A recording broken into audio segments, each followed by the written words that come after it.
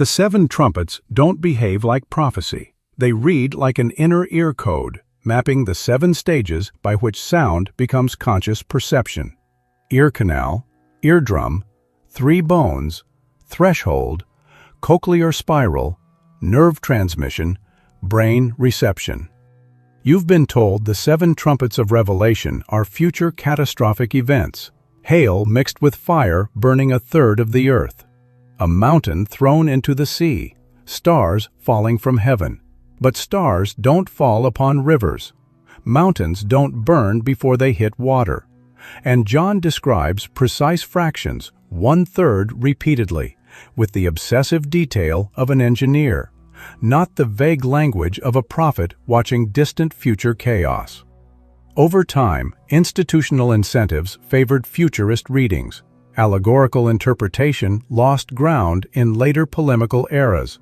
And in the counter-Reformation climate, relocating fulfillment to the distant future gained strategic value in the polemical struggle with Protestant historicist readings, turning what was once understood as an inner manual into a fear-based timeline. Read it as futurism and you get a fear timeline. Read it as correspondence and you get an instruction manual sitting in your skull.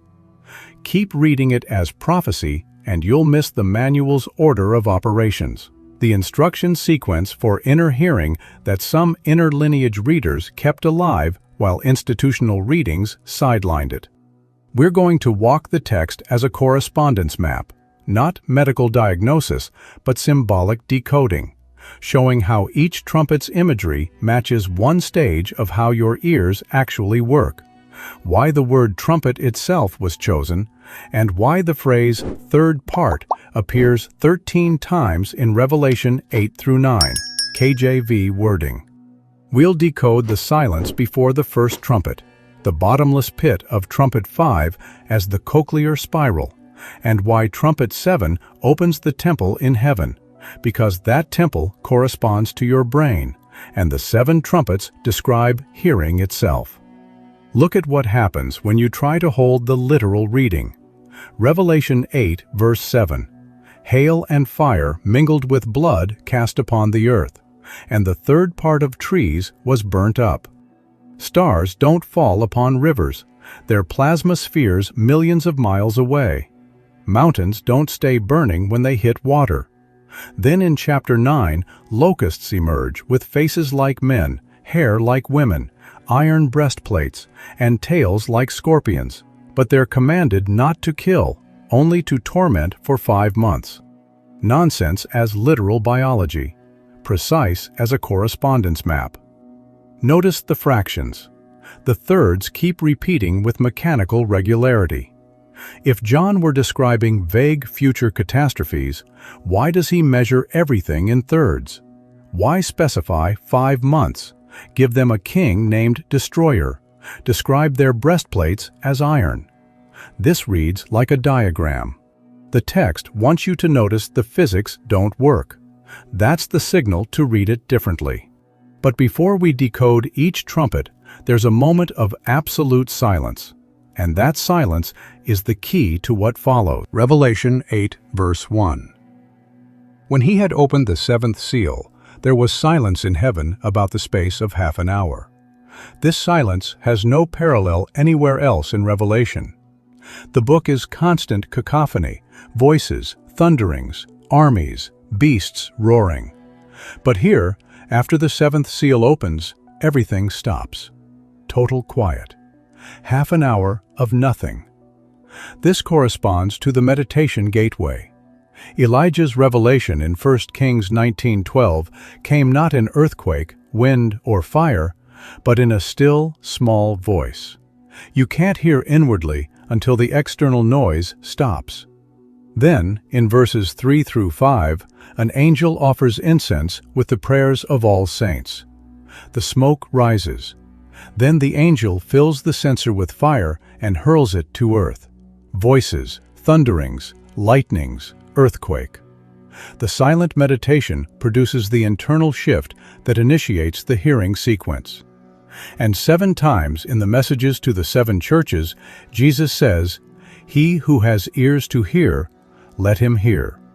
7 invocations, 7 faculties. The Greek akouo carries both physical hearing and spiritual comprehension. The Hebrew Shema unifies hearing, listening, and obedience into one word. Now the etymology. The Greek salpinx means trumpet, and in anatomical terminology, it's used for tube-like structures with a flared opening. Same word. The Hebrew shofar is the ram's horn itself. The shofar produces sound in the hundreds of hertz depending on the horn and player, but its piercing quality comes from strong upper harmonics that extend into the range where human hearing is most sensitive, roughly 2 to 5 kilohertz. The instrument engages the receiver. Correspondence, not medical claim. The 7 ears to hear address 7 faculties. Now the 7 trumpets describe how those ears actually hear.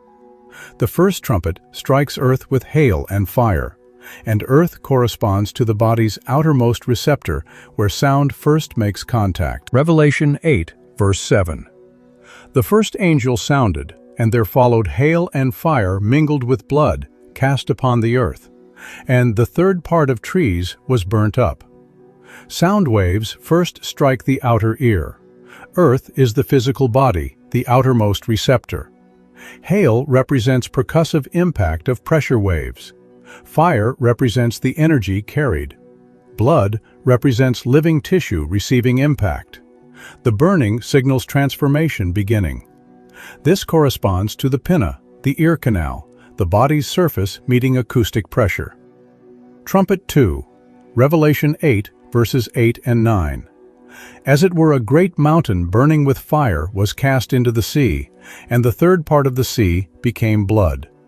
The eardrum is the boundary between air and the body's interior. A great mountain plunging into water describes the moment sound pressure hits the tympanic membrane. The membrane oscillates, converting airborne pressure into mechanical motion. The sea became blood, the inert membrane comes alive. Notice, as it were, the Greek hos, meaning something like. The text signals symbolic encoding. Trumpet 3, Revelation 8, verses 10 and 11. There fell a great star from heaven, burning as it were a lamp, and it fell upon the third part of the rivers, and the name of the star is called wormwood. The 3 ossicles, malleus, incus, stapes, are the smallest bones in the human body, suspended in the middle ear like a star suspended in space. They amplify sound roughly 20-fold through lever action. Wormwood, absinthos, means bitter. Raw acoustic oscillation becomes intensified, sharp, penetrating. The star falls from heaven to water, matching the ossicles transferring mechanical motion from air-filled middle ear toward fluid-filled inner ear. 3 bones, third part. And here's where third part becomes impossible to ignore. Again, the thirds return. The ear's architecture is built on 3s, 3 ossicles, 3 chambers in the cochlea, scala vestibuli, scala media, scala tympani, 3 rows of outer hair cells. Each trumpet affecting 1/3 can be read as progressive activation of components within tripartite systems. Trumpet 4, Revelation 8, verse 12. The third part of the sun was smitten, and the third part of the moon, and the third part of the stars, so as the third part of them was darkened. The oval window, where the stapes footplate pushes into the fluid-filled cochlea. The signal leaves the external, visible world and enters the internal labyrinth. The darkening of external luminaries represents shutting down outward sensory awareness. In meditation, this corresponds to where you close external senses. This is the threshold. Then Revelation 8:13. An eagle flying through heaven crying, "Woe, woe, woe." 3 woes, the transition marker. The remaining 3 trumpets operate at an entirely different level. After trumpet 4, an eagle cries "Woe" because the signal has crossed from mechanical to electrochemical. Trumpet 5 opens a bottomless pit, and out comes a swarm. Count the details John gives about these creatures. Revelation 9, verses 1 and 2. I saw a star fall from heaven unto the earth, and to him was given the key of the bottomless pit. And he opened the bottomless pit, and there arose smoke. The cochlea is a spiral structure of approximately 2.5 turns, descending inward around the central modiolus. Viewed from above, it resembles a bottomless pit. The key that opens it corresponds to the stapes pushing through the oval window. Verses 3 through 10. There came out locusts. They had faces as the faces of men, hair as the hair of women, teeth as the teeth of lions, breastplates as it were breastplates of iron, and they had tails like unto scorpions, and there were stings in their tails. The cochlea contains approximately 3,500 inner hair cells and 12,000 outer hair cells arranged in rows. These hair cells, with their stereocilia projections, correspond to the locusts. Faces like men, sensory receptor structures. Hair like women, stereocilia bundles. Breastplates like iron, rigid cuticular plate atop each cell. Tails like scorpions with stings, synaptic terminals that release chemical signal to the auditory nerve fibers. Every detail points to specific structure. Verse 5. They should be tormented 5 months. 5. The number of physical senses. This is where mechanical oscillation crosses into electrochemical signal. Verse 11. They had a king whose name is Abaddon, in Greek, Apollyon, the destroyer. The cochlea ends the wave as a wave and converts it irreversibly into neural impulse. The acoustic phenomenon is destroyed. The neural code is created. The bottomless spiral, the swarm with scorpion stings, the destroyer, correspondence between text and tissue. Trumpet 6, Revelation 9, verses 13 through 16. I heard a voice saying, Loose the 4 angels bound in the great river Euphrates, and the number of the army were 200,000. 4 angels bound in a great river, a boundary being crossed. The Euphrates marked the edge of the promised land. Here the correspondence is the signal moving from cochlea through the auditory nerve toward the brainstem. Tens of thousands of auditory nerve fibers per ear fire hundreds of times per second, creating a massive parallel signal stream, an army of impulses crossing a boundary. Verses 17 through 19 describe horsemen with power in their mouths and tails like serpents. The hair cells release glutamate to excite the nerve fibers, chemical transmission driving the signal forward. Their tails like serpents, the axonal fibers themselves carrying impulses toward the brain. Verse 18. By these was the third part of men killed. Neural processing aggressively filters and discards redundant signal. The brain eliminates most raw auditory data, retaining only meaningful patterns. But verses 20 and 21. The rest yet repented not. Even after all this processing, the signal hasn't reached conscious awareness yet. The 7th trumpet brings no plague, only voices, and a temple opened in heaven. Revelation 11:15. The 7th angel sounded, and there were great voices in heaven, saying, The kingdoms of this world are become the kingdoms of our Lord. No destruction, only voices, proclamation, worship, revelation.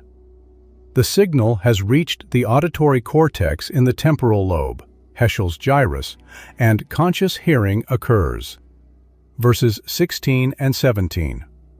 The 24 elders worshipped God. 24 elders correspond to 12 pairs of cranial nerves, full sensory integration. Verse 19. The temple of God was opened in heaven, and there was seen in his temple the ark of his testament, and there followed lightnings, voices, thunderings, earthquake, great hail. The temple opened. The brain corresponds to the temple. The arc becomes visible. Lightnings, voices, thunderings, the full sensory symphony of conscious perception. The singular kingdom reflects unified conscious awareness, all fragmented signal integrated into one perceptual reality.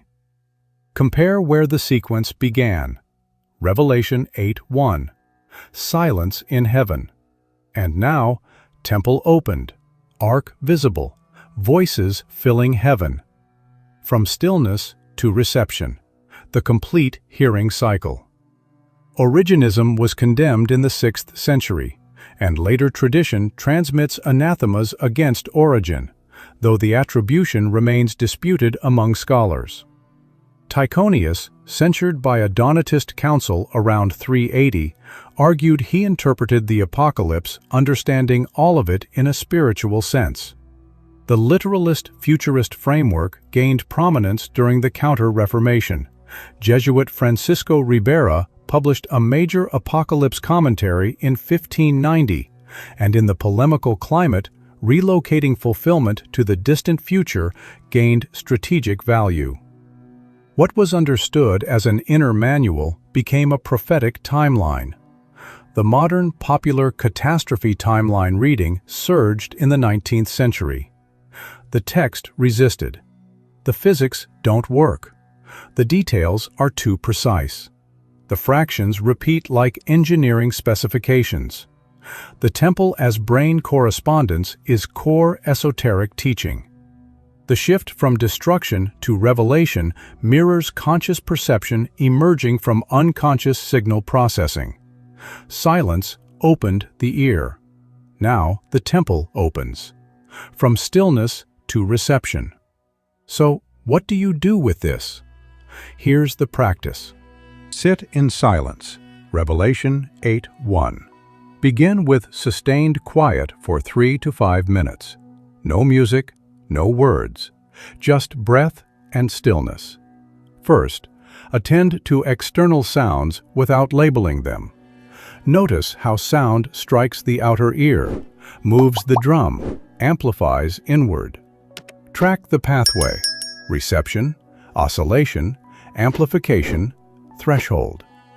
Second, shift attention inward. Notice any subtle internal sounds: pulse, breath, faint ringing. You're crossing the threshold from outer to inner. Third, rest in receptive silence. This corresponds to Trumpet 7, temple opened. You're not generating sound, you're receiving it. Inner hearing is subtle, constant, present beneath noise. The silence reveals it. The practice mirrors the sequence: outer, mechanical, threshold, inner, reception, silence, breath, temple opened. Revelation 8:1 to 11:19. The trumpets describe hearing it